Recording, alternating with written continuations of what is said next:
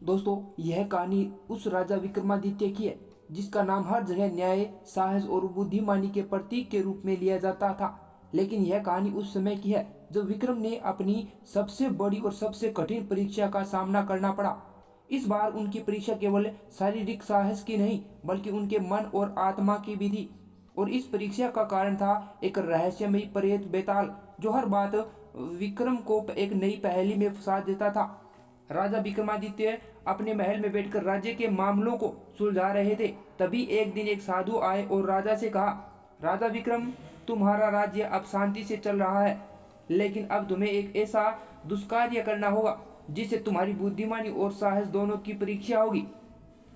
साधु ने विक्रम को एक रहस्यमय किले के बारे में बताया जहाँ एक शव पेड़ पर लटका हुआ था, उस पर बेताल बैठा हुआ था। साधु ने कहा, यदि तुम उस शव को अपने साथ महल ले आओ तो तुम न केवल बेताल को पकड़ सकोगे बल्कि तुम एक ऐसी भयानक सच्चाई को भी जान पाओगे जो तुम्हारे लिए एक कड़ा संदेश बनेगी। विक्रम ने बिना किसी डर के, बिना किसी शंका के किले की ओर अपना रुख किया और बेताल से पहली मुलाकात हुई। किले में पहुंचने के बाद विक्रम ने देखा एक शव पेड़ से लटका हुआ था और उसके ऊपर बेताल बैठा था। विक्रम ने अपनी तलवार खींची और बेताल से कहा, तुम मुझे अपने राज्य में ले चलो, तुम्हारी शक्ति अब मेरे पास होगी।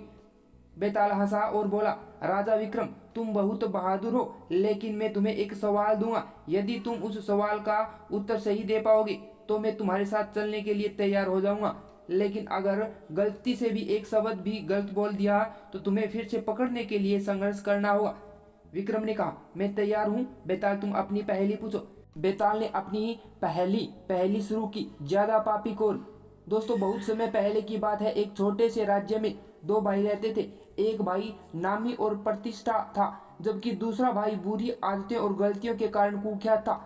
एक दिन प्रतिष्ठित भाई ने अपने छोटे भाई की गलतियों के बारे में जानकारी मिली और उसे सोचा कि उसे सजा दिलवानी चाहिए। लेकिन एक दिलचस्प मोड़ आया जब छोटे भाई ने बड़े भाई से कहा, तुम मुझसे नफरत करते हो क्योंकि मैं गलत हूँ, पर क्या तुमने कभी खुद के पापों पर विचार किया है? बेताल ने कहा, अब तुम मुझे बताओ विक्रम, क्या यह छोटा भाई सच बोल रहा है या फिर बड़े भाई का गुस्सा सही था?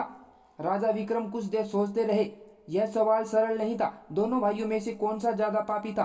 क्या केवल छोटे भाई का गुनाह था या बड़े भाई का गुस्सा और असहमति उसे कहीं न कहीं पापी बनाती थी?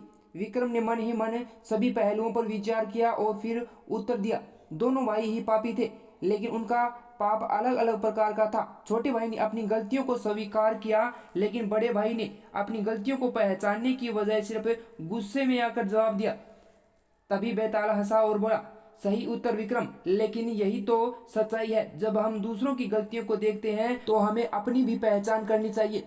फिर बेताल ने एक रहस्यमय मुस्कान के साथ विक्रम से कहा, तुमने एक सवाल का सही उत्तर दिया है, लेकिन तुम्हें अगला सवाल बहुत कठिन होगा। दोस्तों, क्या बेताल विक्रम को अपनी पहेलियों में उलझा पाएगा या फिर कुछ और होने वाला है? देखते रहिए हमारे साथ इसी चैनल के माध्यम से। मिलते हैं एक नए एपिसोड के साथ।